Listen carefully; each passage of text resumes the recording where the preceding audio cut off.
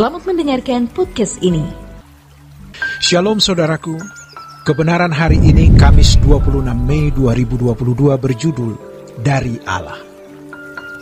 Kita memeteraikan dan goreskan di dalam hati kita sedalam-dalamnya, dan kita mau terus membangkitkannya di dalam pikiran bahwa kehidupan ini bukanlah milik kita.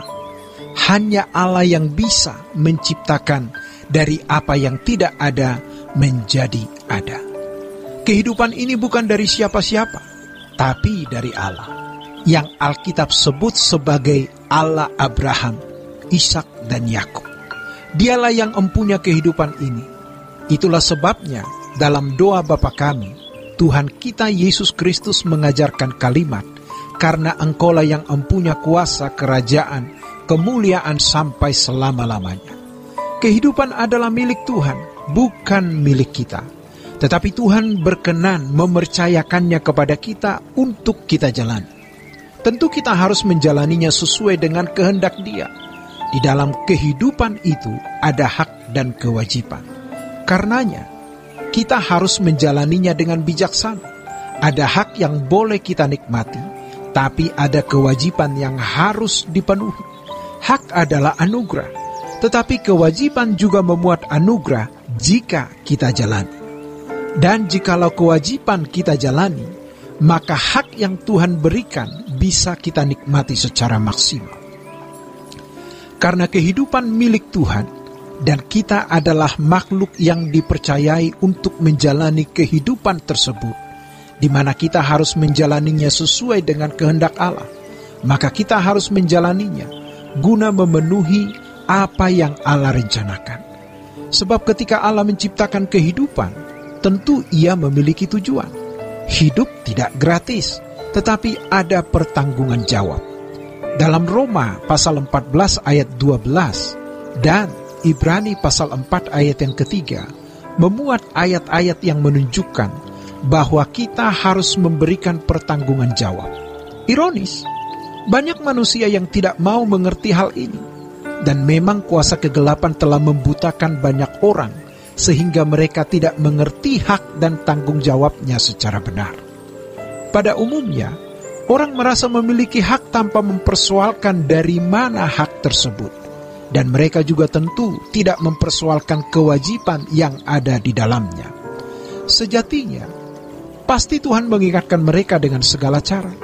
Tetapi kalau seseorang memang membuka hatinya terhadap suara lain, maka ia tidak mau dan tidak akan mengerti.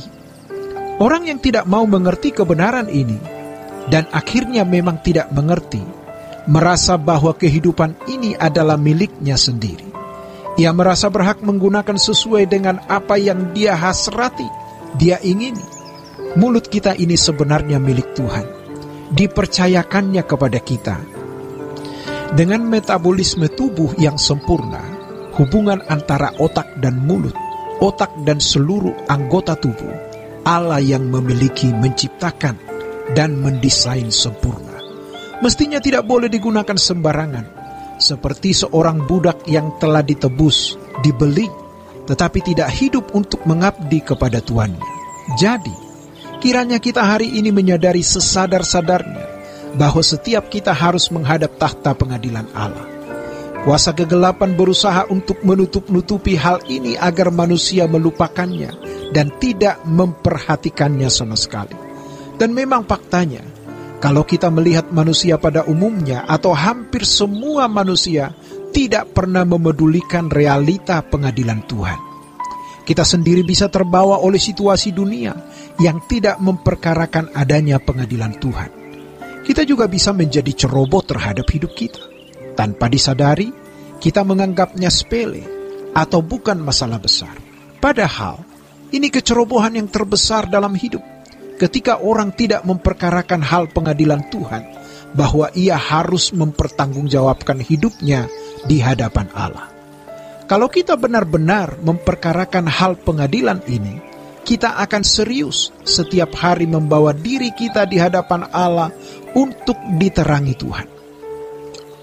Kita mohon pimpinan Roh Kudus, seakan-akan dan memang bisa terjadi setiap saat. Kita ada di hadapan pengadilan Tuhan. Jangan sampai ada sekecil apapun kesalahan yang masih kita lakukan, sehalus apapun dosa yang kita perbuat, kita harus bisa membayangkan seakan-akan sudah ada di pengadilan Tuhan, di mana tidak ada kesempatan memperbaiki diri. Kiranya kita tidak bisa tidur nyenyak sebelum memperkarakan hal ini. Kiranya kita tidak bisa tenang, damai rebah di pembaringan sebelum menyelesaikan keadaan kita di hadapan Tuhan. Lakukanlah hal ini, supaya tidak sia-sia kita menjadi orang Kristen. Jangan sekali-kali berpikir bahwa ketika kita menjelang tua, apalagi menjelang mati, baru kita mau berbenah atau beres-beres diri. Kalau kita tidak membiasakan diri berbenah, membereskan keadaan di hadapan Tuhan, maka kita tidak akan pernah bisa membereskan diri ketika ada di ujung maut. Dan kita tidak akan memiliki kepekaan untuk melihat keadaan kita yang sebenarnya.